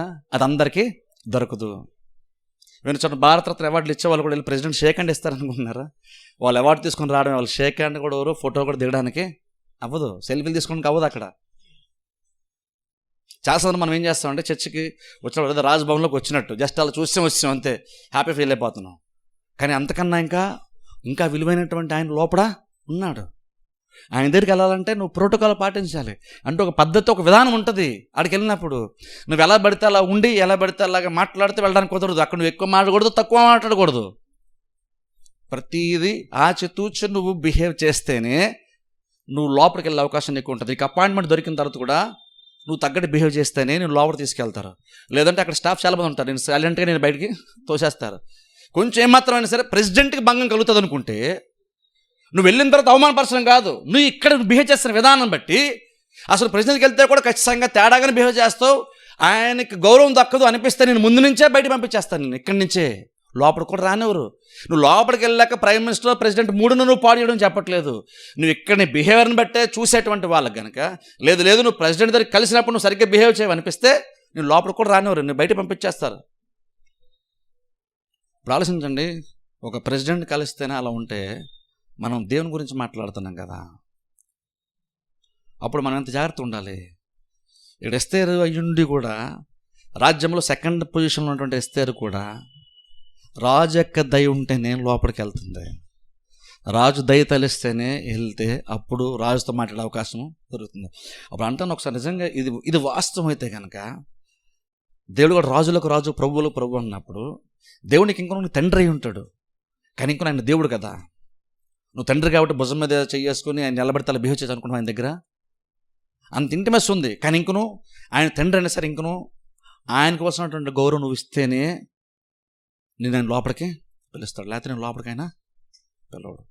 అప్పుడు ఆలోచించండి, చర్చికి వచ్చిన తర్వాత మనం చర్చి బిల్డింగ్కి వచ్చిన తర్వాత ఎంత జాగ్రత్తగా మనం బిహేవ్ చేయాలి. ఇక్కడ ఎంత జాగ్రత్త ఉండాలి. నీకు వేరే ఏది అసలు ఇంపార్టెంట్ అవ్వకూడదు. నీకు ఫోన్ కాల్స్ ఇంపార్టెంట్ అవ్వకూడదు. ఎందుకంటే చెప్తున్నాను చూడండి, ఫోన్స్ కూడా ఇక్కడ రింగ్ అవ్వకూడదు. చాలాసార్లు రింగ్ అవుతున్నాయి, మళ్ళీ చెప్పించుకోవద్దు. ఇది బాగోదు. ఇలాగా చర్చలో అసలు అలాంటి సిల్లీ విషయాలు చెప్పడం నాకు ఇష్టం ఉండదు. చర్చలోకి వచ్చే ముందు ఫోన్లు ఏమైనా ఉంటే జాగ్రత్త చూసి లైన్లో పెట్టేసుకోండి, లేదా ఫోన్ తేడా మానేయండి. ఇక్కడ మనకి దేవుడు తప్ప వేరేది ఏది ఇంపార్టెంట్ అవ్వకూడదు, ఏదో డిస్టర్బెన్స్ మనకి యాక్చువల్గా ఉండే కూడదు. అలా ఉండాలి ఇక్కడ. అప్పుడే నువ్వు దేవుని సంత అనిపిస్తావు. ఎందుకంటే నేను దేవుడు పిలుద్దామన్న మూమెంట్లో కనుక నువ్వు కనుక అటు ఇటు చూస్తున్నావు అనుకో, ఇక దేవుడు నేను పిలడం మానేస్తాడు. అప్పుడు నువ్వు ఎంత కష్టపడి ఉదయాన్నే లేచి కంగారు చచ్చి నువ్వు రెడీ అయిపోయి వంట చేసుకోక లేదా టిఫిన్ చేయక పిల్లలందరూ రెడీ చేసుకొని నువ్వు కష్టపడి ఎంత ప్రయాసపడుతున్నావు కదా. ఇక్కడ వచ్చిన తీరం నువ్వు అసలు దేవుని దర్శించడానికి వచ్చి దేవుని దర్శించకుండా వెళ్ళిపోతే ఈ సమయంలో నీకు యూజ్ ఏముంది? అప్పుడు బయట 1000 దినముల కంటే దేవుని మందిరంలో 1 దినము గడుపుట 1000 దినముల కంటే శ్రేష్టం కదా. నీ లైఫ్లో శ్రేష్టమైనటువంటి మూమెంట్లో నువ్వు ఉంటూ అంత సిల్లీగా ఎలా బిహేవ్ చేస్తాం చర్చలో మనం? ఇక్కడికి వచ్చాక దేవుడు తప్ప మనకి ఇంపార్టెంట్ ఇది కూడా అవ్వదు. నువ్వు రాజు దగ్గర డమ్మమ్మగా నువ్వు బిహేవ్ చేయొద్దు. పర్లేదు నేను ఇంపార్టెంటేలే అని అనుకోద్దు. ఇక్కడ ఎవరు ఇంపార్టెంట్ కాదు, దేవుడే ఇంపార్టెంట్ ఇక్కడ. అప్పుడు నువ్వు ఎంత ఆశపడుతున్నావు, నువ్వు ఆయన దగ్గరికి వెళ్ళాలని ఆశ నీకు ఎంత ఉంది, నువ్వు వెళ్తూ ఆయన గౌరవాన్ని నిలబెట్టేంతలాగా నీకు మైండ్ సెట్ ఎలా ఉందో కూడా నువ్వు చూపించుకుంటేనే రాజు నేను పిలుస్తాడు. అప్పుడు పిలిచి అంటున్నాడు చూడండి, అక్కడ అంటున్నాడు, రా నీకేం కావాలి, నీకు కావాలంటే సగం రాజ్యం మట్టు నేను నీకు ఇచ్చేస్తాను నీకు కావాలంటే. అసలు వెయిట్ చేశాడా రా అని ఏం చెప్తుంది? వెయిట్ చేశాడు అసలు రాజు? చేయలేదు. ఎందుకని అదేం ప్రూవ్ చేస్తుందంటే రాజు ఎంతగా చేయడానికి రెడీ అయిపోతున్నాడో అక్కడ రాజు చెప్పుకుంటున్నాడు. ఆ అవసరం ఏంటి అడగకుండా చెప్పేస్తున్నాడు. ఏమని? నీకు కావాలని ఇచ్చేస్తా అంటే అర్థం ఏంటి? ఇప్పుడు నువ్వు నా దగ్గరకు వచ్చి ఇప్పుడు నువ్వు అడిగిపెట్టప్పుడు నేను ఏంటి ఇప్పుడు నీకు అర్థమైంది కాబట్టి ఇప్పుడు ఏం కావాలి నువ్వు నన్ను అడుగు. అడిగేటప్పుడు ఎలా అడగాలి? ఇలాగ అడుగు. నా కెపాసిటీ ఏంటో నేను ముందు చెప్తున్నాను. నేను కావాలి సగం రాజు చూడండి, నేనైతే విల్లింగ్ ఉన్నాను, నేను రెడీగా ఉన్నాను, నా మనసు అయితే అంత ఉంది, నేను సగం ఇచ్చేస్తాను నీకు కావాలంటే. అది నా మనస్సు అని, అది నా కెపాసిటీ అని నేనంతా రెడీగా ఉన్నాను, నువ్వు అర్థం చేసుకున్నాను. తర్వాత ఇప్పుడు నోరు తెరిచి నీకు ఏం కావాలి నన్ను నువ్వు అడుగు. అంటే నా గొప్పతనం ఏంటో నువ్వు అర్థం చేసుకొని నేను లైఫ్ని ఎలా మార్చగలను అర్థం చేసుకొని అప్పుడు నువ్వు నోరు తెరిచి నీకు ఏం కావాలి నన్ను నువ్వు అడుగు. రాజులు అలా బిహేవ్ చేస్తారు. అప్పుడు దేవుడు ఇంకెంత గొప్ప బిహేవ్ చేస్తాడు అడగండి, ఆలోచించండి ఒకసారి. అప్పుడు దేవుడు ఇంకా అంతకన్నా గొప్పడు అన్నప్పుడు అప్పుడు ఎస్తేరు కంటే బెటర్గా మన యొక్క బిహేవియర్ ఉండాలి కదా. అప్పుడు అంతకన్నా బెటర్గా యాక్చువల్గా మనం ఆలోచన చేయాలి కదా. అప్పుడు మనం అంతకన్నా ఆలోచించాలి కదా. ఎందుకంటే సామాన్య విషయం, నువ్వు దేవుని దగ్గరికి వెళ్తాను సామాన్య విషయం ఇది. నువ్వు పాస్టర్ దగ్గర రావటం, నువ్వు దేవుని దగ్గరికి వస్తున్నావు, నువ్వు ఆ విషయం గుర్తుపెట్టుకోలేదు. ఇప్పుడు దేవుని దగ్గరికి వస్తున్నప్పుడు నేనంటాను, నువ్వు మనిషిని అంత గౌరవించినా నీకు దేవుడి మీద కానీ నీ మైండ్ వెళ్ళకపోతే, దేవుడే లెక్క కాకపోతే, నువ్వు మనిషిని అంత గౌరవించడానికి పెద్ద బ్లెస్సింగ్ ఏమీ ఉండదు. నువ్వు ఫస్ట్ నువ్వు మనిషికి ప్రయారిటీ ఇచ్చి దేవుడు ప్రయారిటీ అయిపోతే దేవుడే నీకు లెక్క లేనప్పుడు మనిషి అసలు పెద్ద లెక్కే కదా యాక్చువల్గా నన్ను అడిగితే. ఇంకో నువ్వు మనిషిని గౌరవించవచ్చు, ఇంకో ఇంకేదైనా చేయొచ్చు, కానీ ఇంకా నేను చెప్తున్నాను నీకు దేవుడు పెద్ద ఇంపార్టెంటే కాదని అర్థం. మనకు దేవుడు ఇంపార్టెంట్ అవ్వాలి. దేవుడు ఇంపార్టెంట్ అయితే నువ్వు దేవుని దర్శిస్తావు, లేదంటే చర్చిలోకి వస్తావు, ఎంత కొంతమంది మొక్కలు చూసేస్తావు, నువ్వు తిరిగి వెళ్ళిపోతున్నావు. దానివల్ల నీకు యూజ్ లేదు. దాని బదులు ఇంటికి నువ్వు బయటికి వెళ్ళి డ్యూటీ చేసుకో, ఒక 100 రూపాయల చేతి నీకు వస్తుంది, 1 గంటకి 2 గంటలకి. కానీ చర్చిలోకి వచ్చినప్పుడు నువ్వు 1000 దినముల కంటే శ్రేష్ఠాన్ని పొందుకోవాలంటే మాత్రము ఎక్కడ నువ్వు వచ్చినప్పుడు నువ్వు ఎవరిని కలవడానికి వచ్చావు, ఆయన ఎలా అంటాడు, ఆయన గొప్పతనం ఏంటి, ఆయన కెపాసిటీ ఏంటి, ఆయన తలుచుకుంటే నీ లైఫ్ ఎలా మారిపోద్దు అర్థం చేసుకుని అప్పుడు లోపల అడిగి పెట్టి బిహేవ్ చేయడం చాలా చాలా ఇంపార్టెంట్ నీకు. అందుకంటే చూడండి, అందుకని దేవుని దర్శించాలన్నంత కోరిక మనకు ఉండాలి, దేవుని చూడాలంత కోరిక. ఎందుకంటే ఆయన ఫస్ట్ ఆఫ్ ఆల్ ఇక్కడికి వచ్చినప్పుడు దయతో నేను పిలుస్తున్నాడు దేవుడు. అందుకనే మన దేవుని సన్నిధి అనుభవించాలంటే ఏం ఉండాలి, నీలో ఏం కనబడాలంటే దేవుని ఫస్ట్ ఆఫ్ ఆల్ నువ్వు దేవుని చూడడం ఒక భాగ్యంలో ఫీల్ అవ్వాలి. నువ్వు దేవుని దర్శించడం ఒక అవసరం, నీ అవసరత కూడా అక్కడ నీకు ఇంపార్టెంట్ అవ్వకూడదు. నీకు నీ అవసరం ఇంపార్టెంట్గా ఫస్ట్ ఆఫ్ ఆల్ నేను చూడాలనుకున్నాను, నీ దగ్గరికి వచ్చాను, చూడాలనుకున్నాను, అందుకని వచ్చాను. ఇక్కడ ఇస్తారని కూడా ఎగ్జాక్ట్ అదే బిహేవ్ చేసింది. నాకు ప్రాబ్లం వచ్చింది, మా వాళ్ళకి ప్రాబ్లం వచ్చింది, డైరెక్ట్గా ప్రాబ్లం చెప్పలేదు. జస్ట్ ఏం లేదు, భోజనానికి విందుకు పిలుస్తున్నాను, జస్ట్ మీరు వచ్చి భోజనం చేయాలంటుంది సింపుల్గా. అవసరం కూడా చెప్పలేదు. అంటే ఏం చెప్తున్నా అంటే తనకి చాలా పెద్ద సమస్య ఉంది, దానికోసం ఉపవాసం ఉంది, చాలా ప్రిపేర్ అయింది. కానీ ఇంకను తొందరపడిపోయి వెళ్ళిపోయి గబగబా వెళ్ళిపోయి ప్రాబ్లం చెప్పేస్తాను అనుకోవట్లేదు. అదే నాకు చాలా ప్రాబ్లమ్స్ ఉన్నాయి, కానీ ఫస్ట్ ఆఫ్ ఆల్ నువ్వు నాకు ఎంత వాల్యుబుల్లో నేను చూపించుకోవాలనుకుంటున్నాను, నాకు ఒక అవకాశము ఇవ్వు అని భోజనానికి రమ్మని పిలుస్తుంది. అది కూడా దేవుడి మీద దయ చూపించు, రాజుకు దయ చూపిస్తున్నట్టు అనుకోవట్లేదు ఆమె. అలా నీకు నేను అలాగే విందుని ఏర్పాటు చేసే అవకాశం నాకు కలిగించంటాను. ఇప్పుడు చూడండి, అంటే అర్థం ఏంటంటే నువ్వు దేవుడి కోసం ఏం చేసినా సరే నువ్వు గొప్పలు కొన్ని చేస్తున్నాను కాదు, నీకు చేసే అవకాశం దేవుడు నీకు ఇచ్చాడు. సౌలు రాజుగా ఉండి పరిపాలించే అవకాశము దేవుడు ఇచ్చాడు. సౌలు ఎప్పుడు దాన్ని వదులుకున్నాడో దేవుడు దాన్ని తీసేసి దావీదుకి అవకాశం ఇచ్చాడు. అంటే అర్థం ఏంటి, ఇప్పుడు మనం ఏదైనా చేస్తున్నావు అంటే అర్థం ఏంటి, ఇప్పుడు నువ్వు చేసేస్తున్నావు అని కాదు, అవకాశం దేవుడు మనకి ఇచ్చాడు. నాకైనా సరే అంతే, ఏదైనా చేస్తున్నానంటే అర్థం ఏంటి, ఇప్పుడు అదే నేను గొప్పవాడిని కాబట్టి నేను తప్ప ఎవరు చేస్తారు ఈ పని అని కాదు, నాకు దేవుడు అవకాశం ఇచ్చాడు. నువ్వు చేసావు దేవుడికి అది వస్తున్నాను కదా, చేయడం వల్ల నీకు బ్లెస్సింగ్ ఉంటుంది. అందుకనే అది అవకాశంగా చూడాలి. అలాగా ఇస్తారా అంటుంది, జస్ట్ మీరంటే నాకు చాలా వాల్యుబుల్ కాబట్టి జస్ట్ విందు ఏర్పాటు చేద్దాం అనుకున్నాను, ఇంటికి రమ్మని పిలిచింది. ఆ తర్వాత ఆమెకున్న ప్రాబ్లం చెప్పుకుంది. రాజు యొక్క వాల్యూని నిలబెట్టే ప్రయత్నం చేసింది. రాజు దగ్గరికి వెళ్ళి ఏడిసేస్తూ రాజు యొక్క గౌరవాన్ని, రాజు యొక్క ఆనందాన్ని భంగపరచలేదు ఎస్తేరు, నిలబెట్టింది. అందుకనే ఆమె మాటను నమ్మి ఒక బలమైన చట్టాన్ని తీసుకొచ్చాడు, నిర్ణయాన్ని రాజు అక్కడ తర్వాత తీసుకోవడం బైబిల్ మనం చూస్తాం. అంటే చూడండి, అంటే అర్థం ఏంటంటే రాజు తలుచుకుంటే జీవితాలు ఎలా మారిపోతాయి చూడండి. రాజు దగ్గర ఫేవర్ పొందకుండా అనుకున్న వ్యక్తి ఏమో జీవితం నాశనం అయిపోయింది ఆ వ్యక్తిది. మేము నిర్మూలం అయిపోతున్నాము అనుకున్నటువంటి ఎస్తేరు మొర్దెకై లాంటిలేమో వాళ్ళ జీవితాలు కొంచెం బెటర్గా మారినాయి. తర్వాత మొర్దెకై లైఫ్ కూడా చాలా బెటర్గా మారింది కదా. రాజు అంతగానో గణపరిచాడు. ఎలా జరిగిపోయింది అది? రాజు తలుచుకుంటే అంతే జీవితాలు మారిపోతాయి. చర్చికి వెళ్తే ఏమొస్తుందండి అంటే, చర్చికి వెళ్తే ఏమొస్తుంది చూడండి, ఇక్కడ జీవితాలు అంత ఈజీగా మారిపోతాయో. అందుకనే కదా మోషే కూడా లాస్ట్ చూసి అందుకనే మోషే కూడా అన్నాడు, ప్రభువా నువ్వు కనుక రాకపోతే మమ్మల్ని ఎక్కడి నుంచి నువ్వు తోడుకొని మమ్మల్ని ఒకసారి చూద్దాం. చూడండి, నిర్గమకాండం చూసుకొని ముగించుకుందాం. నిర్గమకాండం 33 అధ్యాయంలోకి వెళ్దాం. నిర్గమకాండం 33 జస్ట్ కొన్ని విషయాలు చెప్పి ముగించేస్తాను. నిర్గమకాండం 33 అధ్యాయము 12 వచ్చిన చదువుతాం. నిర్గమకాండం 33 అధ్యాయము 12 వచ్చిన, నిర్గమకాండం 33:12 మోషే అంటున్నాడు. ఒకసారి సందర్భం చెప్తాను మరలా ఒకసారి. 32 అధ్యాయం మనం చూస్తే అక్కడ ఇజ్రాయెల్ ప్రజలు ఏం చేశారు, అక్కడ బంగారపు దూడను చేసుకొని విగ్రహారాధన వాళ్ళు చేసినప్పుడు అక్కడ దేవుడు అక్కడ మోషే నాయకత్వం ద్వారా తీర్పు తీరుస్తూ ఎవరైతే అక్కడ దేవుడు పిలుపునిస్తాడు, యువపక్షాన వారందరూ యువతలు రండి అని పిలుస్తారు. చాలామంది వచ్చారు కానీ కొంతమంది రాలేదు. అప్పుడు దేవుడు పాలెంలో అటు ఇటు నిలబడమని సింపుల్ చెప్పాలంటే వాళ్ళకి 2 ద్వారాల మధ్యన వాళ్ళని లాక్ చేసేసి 3000 మందిని ఇజ్రాయెల్ ప్రజలే చంపేమని దేవుడు చెప్పాడు. జాతీయమనండి, 3000 మంది చచ్చిపోయారు అక్కడ. తమ సొంత జనమును వాళ్ళే చంపారు. దేవుడు చెప్పాడు అన్నటువంటి ఒక్క మాటను బేస్ చేసుకొని 3000 మంది తన సొంత అప్పటికి వాళ్ళతో కలిసి ప్రయాణం చేశారు, వాళ్ళతో కలిసి భోజనం చేశారు, వాళ్ళని చంపేశారు. ఇప్పుడు ఎందుకు చంపారు? దేవుడు చెప్పాడు, దేవుడు ప్రయారిటీ ఇచ్చేటువంటి సందర్భంలోనే వాళ్ళు అలాగే చంపారు. 3000 మంది చచ్చిపోయిన తర్వాత ఇజ్రాయెల్ ప్రజలు ఒకసారి ఎలా ఉంటారో ఆలోచించండి. తమ సొంత జనము నిన్నటి దినమునే వాళ్ళతో కలిసి భోజనం చేశారు, టిఫిన్ చేశారు, ఇప్పుడు సడన్గా వాళ్ళు చచ్చిపోయారు. ఇప్పుడు ఒకసారి ఇజ్రాయెల్ ప్రజలు ఎంత షాక్లో ఉంటారో ఒకసారి ఆలోచించండి. ఎంత అది వాళ్ళ మైండ్ ఎంతగా ఇబ్బందిగా గురి ఉంటుందో ఆలోచించండి. ఇప్పుడు 3000 మంది చంపేస్తాం, ఓకే బాగుంది, ఇప్పుడు నెక్స్ట్ ఏంటి? అసలు ఆలోచించండి. 3,000 మందిని దేవుడు చంపమంటే చంపేశారు. ఇప్పుడు నెక్స్ట్ అసలు ఇప్పుడు ఏం చేయాలి? ఇప్పుడు ఆ సందర్భంలో దేవుడు అంటున్నాడు, నేను మీతో రాను. అది ఇంకెంత పెద్ద షాక్ తెలుసా? దేవుడు నిజంగా రానంటే ఇప్పుడు అసలు ఏం చేయాలి?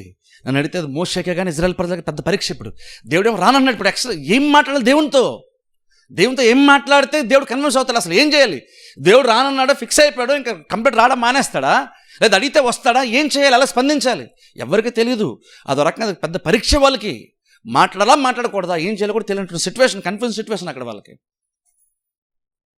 దేవుడు అన్నాడు, నేను రాను, ఎందుకంటే మీరు లోబడినలోని జనము కాబట్టి నేను మీతో రాను, నా దూతను పంపిస్తాను, మీతో యుద్ధం, మీకు వ్యతిరేకంగా శత్రులందరితో యుద్ధం చేస్తాడు, మీరు లేచి పోండి కనాన్ దేశానికి అన్నాడు దేవుడు. లేచి పోండి కనాన్ దేశానికి అన్నప్పుడు అది దుర్వార్తగా విని ప్రజలందరూ కూడా మారుమనసు పొంది వాళ్ళ ఆభరణాన్ని కూడా తీసేసిన బైబిల్ మనం చూస్తున్నాం. వాళ్ళు బాధ కలిగింది. ఆ తర్వాత మీరు చూడండి, ఇక్కడ ప్రజలందరూ ఓకే, కానీ ఆ తర్వాత మోషే ఆయన ఫుల్ క్లారిటీ కోసం ఆయన ఇంకా దేవునితో మాట్లాడతాడు. ఎప్పుడు చదువుతాం చూడండి, 12వ వచనం ఆయన అంటున్నాడు,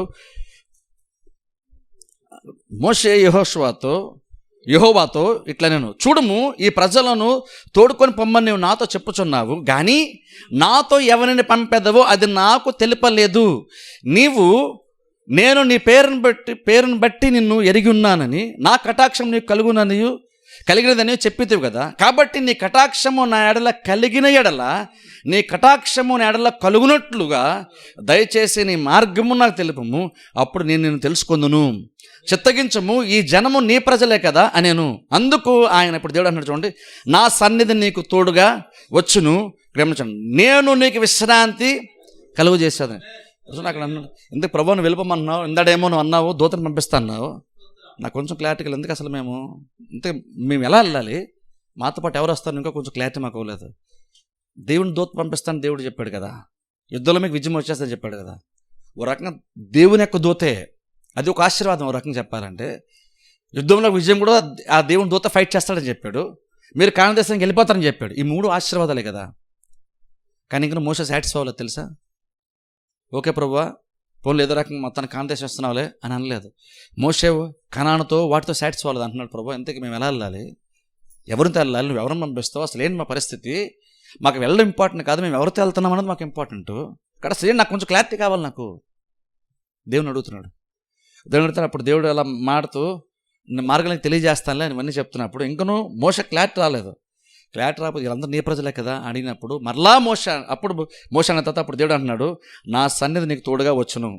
అక్కడితో ఆగిపోవాలి కదా మోషే. మళ్ళీ అట్లా చూడండి, ఇంకా అంటున్నాడు చూడండి, నేను నీకు విశ్రాంతి కలుగ చేసేది అనగా మోషే అంటున్నాడు, నీ సన్నిధి నాతో రాని ఎడల ఇక్కడ నుండి మమ్మల్ని తోడుకొని పోకుము, ఆ నేడలను నీ ప్రజల ఎడల నీ కటాక్షము కలిగినదని దేని వలన తెలియబడును, నీవు మాతో వచ్చట వలనే కదా, అట్లు మేము అనగా నేనును నీ ప్రజలను భూమి మీద ఉన్న సమస్త ప్రజలలో నుండి ప్రత్యేకింపబడుదామని ఆయనతో చెప్పాను. ఇప్పుడు మోషే అంటున్నాడు, నా సన్నిధి నీతో వస్తుందంతా ఇంకొక మోషే ఆగట్లేదు. ప్రభు వీళ్ళందరూ నీ ప్రజలే కదా, ఇలాగైతే అలాగా అంటే మోషే ఎందుకు మరల దేవుని అడుగుతున్నాడు అంటే, అక్కడ దేవుని విసిగిస్తున్నాడని కాదు, అపనమ్మకం అని కాదు. అక్కడ చూడండి, అన్యాస్తులని న్యాయపద్ధతి విధవరాలు అడుగుతున్నట్టుగా, ఆ కనాస్తి క్రీస్తుని అడుగుతున్నట్లుగా ఇక్కడ మోషే కూడా ఆ తీవ్రత అడుగుతున్నాడు. ఎందుకంటే ప్రజల సంగతి ఏమో తెలియదు, కానీ మోషే ఎలాంటి స్థితిలో ఉన్నాడంటే, నువ్వు వెళ్ళిపోమన్నావు కానాన్ దేశానికి బాగుందని కాదు, ప్రభు నువ్వు రాకపోతే ఒక్క ఇంచు కూడా అడుగు ముందుకి, నువ్వు వస్తావన్నటువంటి గ్యారంటీ నాకు ఫస్ట్ ఆఫ్ ఆల్ ఫుల్గా కావాలి. ఎలాగైతే యాకోబు చూడండి, ప్రభు నువ్వు ఆశ్రయిస్తే తప్ప నేను వదలను అని ఆశ్రయించే వరకు వదలలేదు చూసారా. అలా ఎక్కడ కూడా నువ్వు ఖచ్చితంగా మాతో పాటు వస్తానటువంటి క్లారిటీ నాకు ఫుల్గా రానంత వరకు నేను ఎక్కడి నుంచి వెళ్ళలేను, నేను వదలను, నాకు అది కావాలి ముందు. మోషే అడుగుతున్నాడు. అంటూ మోషే అన్నాడు, ప్రభు నువ్వు రాకపోతే ఎలాగే, వీళ్ళందరూ నీ జనమే కదా అని ఉంటే ఇప్పుడు అంటున్నాడు చూడండి, ఈ ప్రపంచం అంతటితో అంటే ఐగుప్తు, అస్సీరియలు, బబులోని వీళ్ళందరూ ఎవరైతే ఉన్నారో వాళ్ళందరికంటే మేము ఎందుకు స్పెషల్ తెలుసా, నువ్వు మాతో ఉంటావు కాబట్టే కదా మేము స్పెషల్, నువ్వు మాతో ఉన్నందుకు కదా మేము ప్రపంచం అందరికంటే మేము ప్రత్యేకమైన వారము. ఇప్పుడు నువ్వు రాకపోతే మాకు అసలు స్పెషాలిటీ లేదు కదా అప్పుడు. కాబట్టి ఖచ్చితంగా నువ్వు రాకుండా మాకు కానాన్ దేశం వద్దు. మేము కానాన్ దేశానికి వెళ్ళిపోతే మేము స్పెషల్ పీపుల్ అయిపోము, మేము కానాన్ దేశం సాధించుకుంటే మేము గొప్పలు అయిపోము, నువ్వు మాతో ఉంటే మేము గొప్పలు అవుతాం. కాబట్టి నువ్వు కనుక మాతో రాకపోతే మాకు యాక్చువల్గా లిటరల్గా నాకు కానాను కూడా వద్దు, ఎందుకంటే కానాన్లో ఉంటే మేము ప్రత్యేకింపడిన జనముగా మేము ఉండము. నువ్వు ఉన్నప్పుడు అది అరణ్య యాత్ర అయినా సరే మేము ప్రత్యేకమైన జనముగానే ఉంటాం. మా స్పెషాలిటీ ఎందులో ఉంది, కానాన్ దేశంలో కాదు, మా స్పెషాలిటీ ఎందులో ఉంది? నువ్వు మా కోసం ఫైట్ చేసేటువంటి యుద్ధాల్లో కాదు, విజయాల్లో కాదు. మా స్పెషాలిటీ ఏంటంటే నువ్వు మా మధ్యలో ఉంటావు చూసారా, దాన్ని బట్టే ప్రపంచం మమ్మల్ని గుర్తిస్తుంది. నువ్వు మాతో సహవాసం చేస్తావు, మాతో ఉన్న సన్నిహితంగా అన్య దేవతలు అన్యుల పట్ల ఉండరు. అందుకని మేము ఎందుకు స్పెషల్ అంటే నువ్వు మాతో ఉంటేనే కదా. అందుకని నువ్వు ఫస్ట్ నువ్వు మాతో ఉండాలి, అప్పుడే మేము ప్రత్యేకమైనటువంటి జనముగా మేము పిలువబడతాం. మాకు ఆల్రెడీ ఆ పేరు వచ్చింది. ఇప్పుడు నువ్వు మాతో రాకపోతే మాకున్నటువంటి పేరు ఎలా నిలబెట్టుకుంటాం మేము? నువ్వు మాతో రావాలి అంటే చూడండి, నిజంగా మనం ఎందులో ప్రత్యేకింపండి జనముగా ఉందామని ఎదురు చూస్తున్నాం, ఆశపడుతున్నాం. ఒకసారి ఆలోచించుకోవాలి. నీ స్పెషాలిటీ ఏంటి అవ్వాలి? నీ ఐడెంటిటీ ఏమవ్వాలి? నీ ఉద్యోగం కాదు నీ ఐడెంటిటీ, నీ గుర్తింపు కాదు నీ ఐడెంటిటీ. నేను పలానా జాబ్ చేస్తున్నాను, నాది పలానా జాబ్, లేదా నాది గవర్నమెంట్ జాబు, లేదా నాది ఆ డిపార్ట్మెంట్లో జాబు, అది కాదు నీ ఐడెంటిటీ అవ్వాల్సిందే. అది ఇంకొక అల్పమైనటువంటిది. అది ఒక టైం వస్తే పోద్ది. అది నీకు 60 years వస్తే ఇప్పుడు ఎంత సర్వీస్ చేసినా 60 సంవత్సరాలు వస్తే పోద్ది అది ఐడెంటిటీ. తర్వాత ఏంటి? ఏది మనకు గుర్తింపు అవ్వాలి? దేన్ని బట్టి నువ్వు ప్రత్యేకమైనటువంటి వాడు అవుతావంటే దేవుని సన్నిధి బట్టి నువ్వు ప్రత్యేకమైన వాడు అవుతావు. నువ్వు దేవుని సన్నిధి బట్టి ప్రత్యేకమైన వాడు అవుతున్నప్పుడు నువ్వు చర్చకొచ్చి దాన్ని అనుభవించకుండా నువ్వు స్పెషల్ ఎలా అవుతావు? దేవునికి కానీ ప్రజలకు కానీ లోకమందరికంటే. నీకున్న ఇళ్ళని బట్టి, వస్తువులను బట్టి, సంపాదన బట్టి నువ్వు ప్రత్యేకం కాదు. నిజమైన ఆత్మీయత ఏంటో తెలుసా? నిజమైన ఆత్మీయత ఇది ఏంటంటే నువ్వు చర్చలోకి వచ్చి దేవుని సన్నిధి అనుభవించడమే ఆత్మీయత. దేవుడు ఆత్మ గనక నువ్వు ఆత్మీయంగా ఉన్నాను అనుకుంటే ఏది అసలు నిజమైన ఆత్మస్థితి అంటే నువ్వు ఆత్మ ఏంటంటే దేవుడి దగ్గర వచ్చినప్పుడు నువ్వు దేవుని అనుభవిస్తే అది ఆత్మీయత. ఇది లోతైనటువంటి ఆత్మీయ జీవితం. నువ్వు వస్తే తప్ప నేను వెళ్ళనన్నాడు చూసారా, అది ఆత్మీయత. నువ్వు రాకపోతే మాకు అన్ని ఉన్నా సరే ఇంక నువ్వు లేకపోతే వేస్ట్ అన్నట్టు చూసారా, అది ఆత్మీయత. అలాంటి ఆత్మీయత కావాలి, అది నిజమైన ఆత్మీయత. అంటే అర్థం ఏంటి? నువ్వు లేకపోతే నాకు కానని వద్దన్నాడు చూసారా మోషే. అప్పుడు అంటాను, జస్ట్ చర్చిలోకి వచ్చాం మనం, ఇంక నువ్వు దేవుని సన్నిధిని అనుభవించకుండా కూడా మనం సాటిస్ఫై అయిపోయి వెళ్ళిపోతున్నాం. ఆధారం నేను చర్చికి వెళ్ళిపోయినలే, ప్రజెంట్ పడిపోయింది నాకు అనుకుంటే సాటిస్ఫై అయిపోతున్నాం. అది కాదు కదా మన స్పెషాలిటీ. అన్యులకు వాళ్ళ మందిరాలు వాళ్ళకు ఉన్నాయి, మన మందిరం మనకు ఉందనా? అది కాదు కదా. దేవునితో పాటు మనం ఉంటాం, మనతో పాటు దేవుడు ఉంటాడు. అది కదా మన రికగ్నిషన్ యాక్చువల్గా. అది కదా మన గుర్తింపు అవ్వాలి. అదే కదా నీ ఐడెంటిటీ, అదే కదా నీ ప్రత్యేకత యాక్చువల్గా. అందులోనే కదా మన ప్రత్యేకత మనం చూడాలి. అప్పుడు ఆలోచించి ఎంత ఇంపార్టెంట్, నీ ఉనికిది ఎంత ఇంపార్టెంట్ ఆలోచించినప్పుడు. అందుకని కదా విశ్రాంతి దేవుడు మనకి ఇచ్చాడు. ఇప్పుడు ఏం చూపించే ప్రయత్నం దేవుడు చేస్తాడు? అందరికంటే మీరు నాకు చాలా స్పెషల్ అనే కదా. అది తెలియపరచడానికి, తన సన్నిధిని మన మధ్యన ఉంచడానికే కదా విశ్రాంతిని ఒకటి పాటించండి అని చెప్పాడు. ఇక్కడికి వచ్చిన తర్వాత నేను ఎంతమంది నేను అవమానపరిచినా సరే ఇంకను నీకు ఆ బిలాంగ్ అయినటువంటి ఫీలింగ్ ఉంటుంది. అంటే ఇంకను నేను విలువైన వాడినే, నన్ను ఎవరో గౌరవించకపోవచ్చు, నన్ను ఎవరో కాదనొచ్చు, కానీ ఇంకను నాకంటూ ఒక విలువ ఉంది అనేటువంటి అది ఎప్పుడు నీకు తెలుస్తుంది? నువ్వు దేవుని సన్నిధిని అనుభవించినప్పుడు తెలుస్తుంది.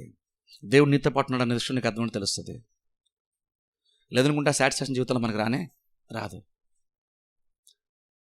అందుకని భక్తులు కదా, లోకము నువ్వు నాతో ఉండగా లోకం నాకు ఏది అవసరం లేదన్నాడు. ఎందుకని నాకు అది చాలు. నాకు చాలామంది తెలిసి ఉన్నారు, నాకు పెద్ద సర్కిల్ ఉంది, నేను ఫోన్ చేస్తే బోల్డ్ మంది నా దగ్గరికి వస్తారు, నేను బోల్డ్ చేసుకున్నా. అది కాదు నీ ప్రత్యేకత. యాక్చువల్గా అది కాదు నీ ప్రత్యేకత. అది కాదు నీ ప్రత్యేకత. ఏంటి? ఎవరు లేకపోయినా సరే దేవుడు నాకు తోడుగా ఉంటాడు, నాకు అది చాలు, అది నా ప్రత్యేకత. అది ఉండాలి. అది ఉన్నప్పుడు దేవుడిని తోడు ఉన్నాడనేటువంటి అవేర్నెస్ నీకు ఉన్నప్పుడు, ఆ ఎక్స్పీరియన్స్ నువ్వు చేసినప్పుడు మనుషులు నేను వదిలేశారని, మనుషులు నేను గౌరవించట్లేదని, మనుషులు నేను పట్టించుకోవట్లేదు అనేటువంటి ఫీలింగ్ యాక్చువల్గా నీకు రానేరాదు. ఎందుకంటే నువ్వు దేవుడిలో నీకు తృప్తి యాక్చువల్గా వచ్చేస్తుంది. ఎందుకంటే అదే కదా ప్రత్యేకత. అంతకు మించినటువంటి భాగ్యం ఇంకేదైనా ప్రపంచంలో ఉందా అంటే మోషే అంటున్నాడు లేదు కదా. మేము ఎందుకు స్పెషల్? ఐగుప్తు మాకంటే బలమైన రాజ్యమే, కానీ మేము ఎందుకు స్పెషల్? నువ్వు మా మధ్యన ఉంటావు, నువ్వు మా మధ్యన ఉన్నప్పుడు నువ్వు ఉన్నావన్న విషయం మాకు తెలుస్తుంది. అది కదా మా ప్రత్యేకత. ఏదైతే నిజంగా ఒక క్రిస్టియన్కి ప్రత్యేకత అవ్వాలో, ఏదైతే నిజంగా మనం గుర్తింపు అవ్వాలో దాన్ని చాలాసార్లు మనం మిస్ అయిపోతున్నాం. మిస్ అవుతున్న విషయం కూడా తెలియట్లేదు. కానంతో హ్యాపీ ఫీల్ అయిపోతున్నాం, పాలితేలతో మనం హ్యాపీ ఫీల్ అయిపోతున్నాం, యుద్ధాల మీద విజయం వస్తే హ్యాపీ ఫీల్ అయిపోతున్నాం, కొన్ని కార్యాలు సంపాదించుకుని హ్యాపీ ఫీల్ అయిపోతున్నాం, ప్రయత్నాలు సఫలమైతే దానికి హ్యాపీ ఫీల్ అయిపోతున్నాం. కానీ దేవుడు ఉన్నాడు అనేటువంటి హ్యాపీనెస్ యాక్చువల్ మనకి ఉండట్లేదు. చాలా అల్పమైన దాంట్లో నువ్వు సాటిస్ఫై అయిపోతున్నావు. అది కాదు సాటిస్ఫాక్షన్ ఉండాల్సిందే.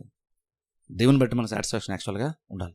దేవుడు అది కోరుతున్నాడు, దాన్ని వెతకమంటున్నాడు. అది నీ స్పెషాలిటీ. అది అప్పుడు నాకు వచ్చినప్పుడు నువ్వేం చూపించిన ప్రయత్నం చేయ ప్రభా, నేను నీ సన్నిధిని బట్టి కదా నేను ప్రత్యేకమైన వాడుగా అవుతాను. ప్రపంచంలో చాలామంది చాలా ఉన్నతమైనటువంటి స్థలాల్లో మంచి మంచి ఇళ్లలో చాలామంది నివసిస్తున్నారు, కానీ మందిర ద్వారం వద్ద ఉన్నట్టు కదా నాకు ఇష్టము.